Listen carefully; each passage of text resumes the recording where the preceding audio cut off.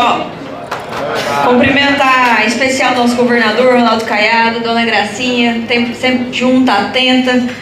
Zé Mário, nosso querido representante, que faz essa casa ter por várias vezes em defesa dos nossos produtores rurais, da pecuária e das lavouras. Pedro Leonardo, nosso secretário, Daniel Vilela, vice-governador, nossos deputados estaduais, a Mauri, Salim, todos os sindicatos, entidades, associações, Agrodefesa, Emater, Senar, SGPA, OCB, prefeitos, vereadores.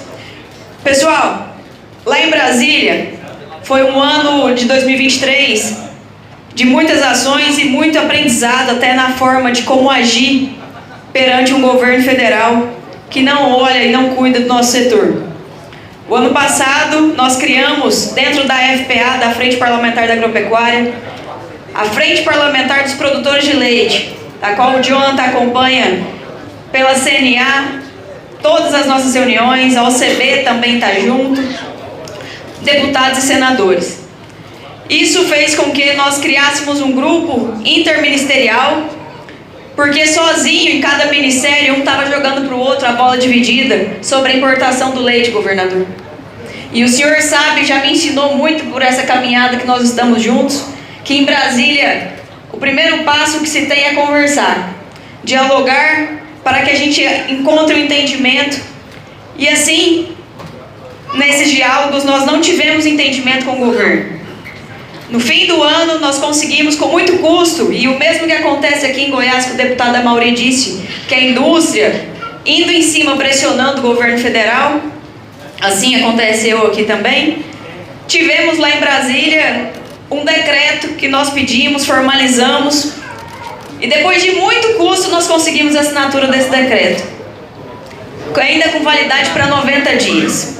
Esses 90 dias entraram em vigor em fevereiro desse mês.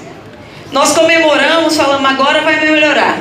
A vida dos nossos produtores a nível nacional vai melhorar e a importação vai ser barrada. E mesmo assim não deu certo. Do senhor vice-governador do estado de Goiás, Daniel Vilela.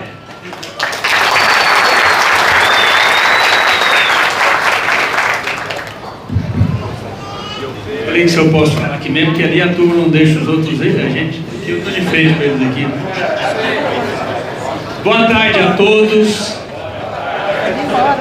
Bom, o governador vai mencionar todas as autoridades aqui presentes, então eu vou resumir os cumprimentos aqui, pedir permissão para que o governador possa fazer os devidos cumprimentos.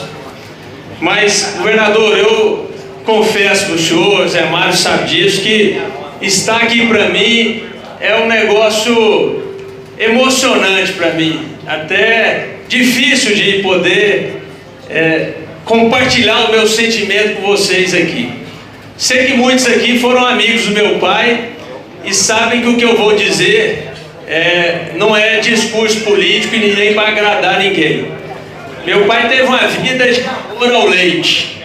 Meu pai não foi produtor de carne, meu pai não foi lavourista, meu pai foi a vida inteira produtor de leite.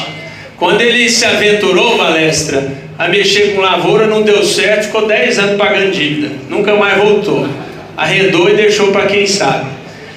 Gado mexia um pouquinho, mas as terras eram poucas, lá em Jataí, não tinha jeito de escalar, então ele se dedicava ao leite. Na verdade, governador, eu vou confidenciar uma outra paixão que meu pai teve aqui, que muitos aqui têm, mas esses aqui estão vivos, não pode falar que tem. Como meu pai já partiu, eu posso dizer, tinha outra paixão que era briga de galo. Só que quando eu nasci, acho que passou pouco tempo, ele largou mão dessa paixão, tinha virado político, né? Não podia mais entrar nessa história aí.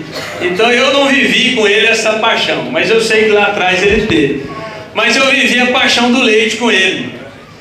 Só que eu menino, novo, enfim, adolescente e tal, eu só vivia um lado ruim. Eu não entendia aquele amor pro leite dele.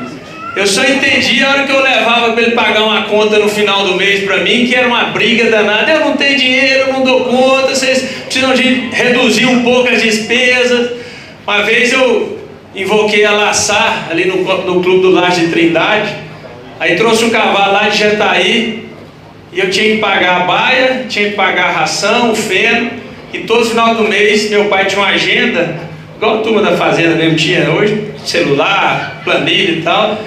Aí ele ia pagar, me dava um cheque mais contrariado, brigava tanto comigo, foi um ano. Eu estava ficando bom no laço. Aí ele pegou, eu peguei e falei, pai, ó, eu vou largar a mão disso, o senhor pega esse cavalo, leva para a fazenda, que eu não aguento mais todo final de mês o senhor brigar comigo para me pegar esse dinheiro para pagar a baia, o feno, a ração. Então assim, eu vivia essa dificuldade que o produtor de leite vive, essa luta para pagar as contas. É verdade também que o produtor, mais antigo principalmente, ele não põe tanto na ponta do lápis, ele não gosta de fazer as contas direitinho, o custo, porque se ele fizer, talvez ele vai ter um pouquinho de racionalidade, vai querer desistir, não é verdade? Então ele fica ali pagando as contas dele, pagando as contas da fazenda, imaginando que está dando lucro, mas ele vai aumentando ali as suas dificuldades. E aí eu vivi esses números, governador, quando meu pai internou. Quando ele internou de Covid, o senhor se lembra que nós falamos na época, e ele ficou 83 dias. Quando deu 60 dias, um amigão nosso lá de Jataí, o Gilmar da comigo, né, Mantelli, me ligou, ó, Daniel, você precisa de vir aqui ainda comigo. A hora que eu chego lá, quase caí para trás. Tinha R$1 milhão de dívida lá, de ração que estava sendo entregue para o gado de leite. Aí que eu fui ver onde que era o buraco dessa história do leite. E graças à amizade dele, o crédito, a cota do meu pai lá na Comigo, eu consegui aos poucos equalizar. Mas ao colocar no papel, na ponta do lápis, eu vi que tirando 11 mil litros de leite, meu pai estava tendo um prejuízo de mais de 50 mil reais por mês e não estava entendendo aquilo. Eu tive a ajuda de muita gente. O Danilo, que está lá fora, que é meu amigo de escola, de infância, e que é hoje uma das referências do Brasil, foi uma dessas pessoas que me ajudou demais. Mas todos eles me disseram o seguinte: Daniel, você vai ter condição de ficar de segunda a segunda aqui na fazenda? Fui lá no Balestra, que é também outro apaixonado do leite, mas a vantagem do Balestra é que tem laranja, tem álcool, tem gato, tem tudo, aí ele equilibra um pouco. O buraco é mais em cima. Aí falou: você vai ficar de segunda a segunda na fazenda? Se você for, beleza, nós vamos dar um jeito de arrolar essa dívida, dos financiamentos e tal, e você toca aí. Você tem essa condição? Eu falei: não tem. Ainda mais agora que o governador me convidou para ser seu vice-governador. Se eu ficar na fazenda, ele já vai escolher outro rapidinho. Tinha muitos querendo, né, governador? Então eu falei: não tem jeito. E aí eu tive, infelizmente, que desfazer daquela estrutura que tinha lá. Está aqui o Mantelli, que não tem essa paixão do leite, já veio lá do sul, conhecedor da lavoura, foi um dos maiores produtores de soja do mundo e um dos maiores amigos que meu pai já teve, foi o Mantelli. E aí eu estava dizendo aqui para vocês que eu tive que tomar a decisão de desfazer dessa estrutura que estava lá montada. E aí o Danilo e tantos outros amigos me ajudaram, fiz um leilão. Mas, governador, eu não quero trazer os números aqui para não vir ao caso, né? Mas o fato é que meu pai tinha lá um composto de Barnes que tinha 320 vacas lactando. Tinha mais as vacas que estavam paridas, que estavam mais os bezerros, enfim, as novilhas. E nós vendemos tudo isso. Vendemos o barracão. Cadê o pessoal lá de Palminópolis? Levou até o barracão, olha lá, ó. Comprou o nosso barracão. E eu preciso de, graças a Deus, ó, tá animado. E eu quero ir lá na Palminópolis. Falei pro senhor que a única condição para vender é que eu queria ir lá depois que o senhor tivesse instalado. Já tá fazendo mais um ou dois depois desse, né? Mas tá. Mas Mas eu sei que nós vendemos tudo isso, governador. Trator tinha 5 lá. Toda semana tinha 2 quebrados. O senhor imagina como é que era a oficina. E eu me lembro, um fato que preciso compartilhar. Aí foi chegando um leilão e o gerente lá da fazenda disse o seguinte para mim: ó, nós temos que fazer manutenção da ordenha para você poder entregar ela. Eu falei: não, claro, orça aí para mim com o fornecedor. Aí o fornecedor me mandou um orçamento de R$18 mil para fazer a manutenção da ordenha, faltando 10, 15 dias para o leilão. Eu falei: não tem lógica. Liguei para o Danilo: não, vou te mandar o que dá manutenção aqui na fazenda. Foi lá, paguei a diária dele, o combustível, R$1.800. Eu falei: não, tem alguma coisa errada nessa história. Tá difícil de mexer mesmo, né? Ali eu tive a clareza de que ou eu me dedicava integralmente ou eu deixava, e aquilo acabou me dando força para fazer esse leilão. Mas vendendo tudo isso aí, tratores, gado, estrutura, tudo que vocês pensaram, colocando no leilão. Tem muitos aí que compraram outros equipamentos, a ordenha, os tanques. Governador, não deu para pagar as dívidas que meu pai tinha feito ao longo da vida de financiamentos, principalmente na atividade do leite. Então depois eu tive que vender um pedacinho de uma terra que nós temos lá, uma esquina lá em Jataí, para poder montar agora a concessionária da John Deere. Vai fazer uma nova loja lá. Se eu não vendesse isso, eu não conseguia quitar as dívidas dele. E eu lembro também que uns 3, 4 dias depois que ele tinha falecido, eu estava lá em casa, minha mãe chegou lá, e aí eu falei: mãe, você sabe o que eu fico assim sentido? Meu pai viveu 71 anos, eu vi a vida inteira ele reclamando que só estava no cheque especial. Aí minha mãe falou assim: não, Daniel, não preocupa não, esses produtores igual o seu pai é desse jeito, eles vivem felizes no cheque especial, então isso aí você não se importa com isso não. Então, governador, por que eu estou fazendo esse relato aqui? Estou compartilhando, né, a vida do produtor de leite, que é do campo o maior gerador de emprego que tem no Brasil, que é aquele cidadão que está ali todos os dias, sem muita tecnologia, sem muitos instrumentos que facilite a vida manual dele. Hoje, com a dificuldade do peão ir para a fazenda, ninguém quer mais, todo mundo quer ficar na cidade, não é verdade? Ninguém quer andar nem a cavalo, mas só de moto agora. Eu fui semana passada, governador, o senhor estava viajando, fui lá visitar a fazenda lá do grupo Kiwi lá em Silvânia.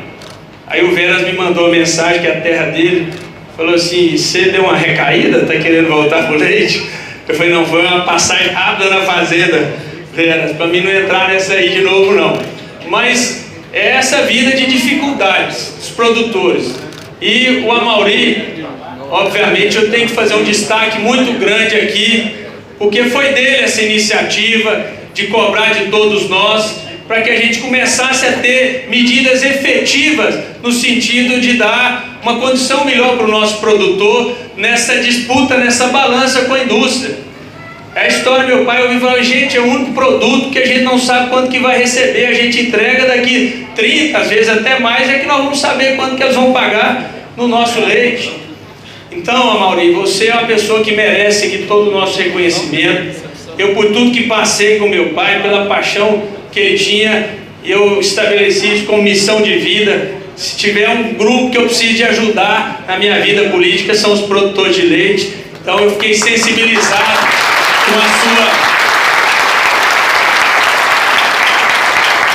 com a sua dedicação, com o projeto que você tinha apresentado. O governador tinha acabado de viajar, não sei se era uma missão para a Argentina, enfim, me chamou antes de ir, falou: Daniel, quero que você reúna segunda-feira, faça uma reunião sobre esse projeto de leite do Amaury, que nós precisamos de encontrar uma medida importante. E ali começou esse estudo, dialogamos, chamamos a indústria para a mesa, ouvimos eles, colocamos possibilidades, né? Mas o que nós chegamos ao final foi isso. E como disse o Amaury, a indústria não está feliz, mas isso é problema deles. Nós também precisamos de vez em quando tomar medidas que assegurem os produtores lá na ponta, né? Porque a indústria tem várias outras formas aí de compensar esse desequilíbrio, né? Quer ter benefício fiscal, quer ter mercado livre, mas quer ter benefício fiscal também. Então tem que ter algo que balanceie isso aí, que garanta a melhor condição para os nossos produtores. O Zé, lógico, é nosso líder maior, é ele quem nos representa institucionalmente, tanto em Goiás quanto no Brasil.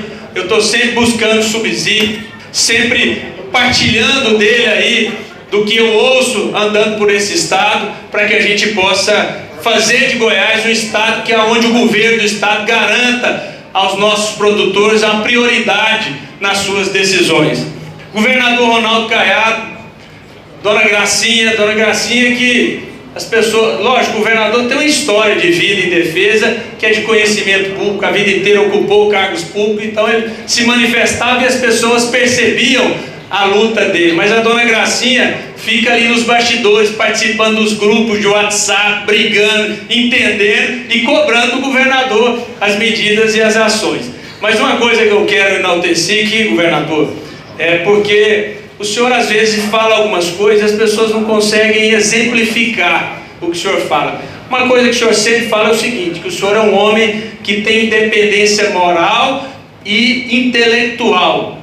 E é nesses momentos como hoje é que a gente observa que isso não são só palavras da parte do senhor, isso é a prática do senhor. Porque muitos governadores poderiam muito bem ficar do lado da indústria, amiguinho do empresário, isso, aquilo, não tem problema ser amigo do empresário, mas na hora de tomar decisão, tem que ter a sensibilidade de tomar a decisão que é correta. E quem tem independência moral e intelectual para entender isso, como o governador Ronaldo Caiado, é quem faz, né? Foi assim lá atrás também, quando assumiu o governo em extrema dificuldade e acabou ali com essa farra que existia de incentivos fiscais, equalizou, chamou todo mundo para conversa, mas se não tivesse a independência moral e intelectual, não tinha feito isso. Então nós precisamos de agradecer ter um governador com a coragem, com a inteligência, com a capacidade moral de decidir por aqueles que precisam, sejam eles os mais pobres ou os mais ricos. Mas o governador é um homem que tem essa independência que nós precisamos de enaltecer. E eu fico muito feliz, governador, porque naturalmente, como seu vice, como uma pessoa mais nova que o senhor, eu preciso estar sempre absorvendo isso, para que quem sabe, quando eu tiver uma oportunidade de estar na condição do senhor, ou outra que seja, eu possa me lembrar que o senhor era um homem que tomava as decisões com a coragem que o senhor tomava e também fazer dessa forma. Então fico muito feliz de poder estar aqui ao lado do senhor nesse momento, tomando uma decisão. Sei que isso, conversava isso com o Danilo, com a Mauri, isso não vai resolver o problema do produtor, mas mostra força, mostra união, mostra que nós não vamos aceitar mais qualquer tipo de imposição, seja da indústria ou de quem quer que seja, em relação à nossa produção e ao nosso estado. Então quero dizer para vocês, como eu disse aqui, isso é uma missão de vida que eu tenho, estar ao lado dos produtores de leite. Contem comigo e nós vamos juntos mudar a história dessa atividade tão importante, tão essencial para os goianos e para os brasileiros. Um grande abraço a todos.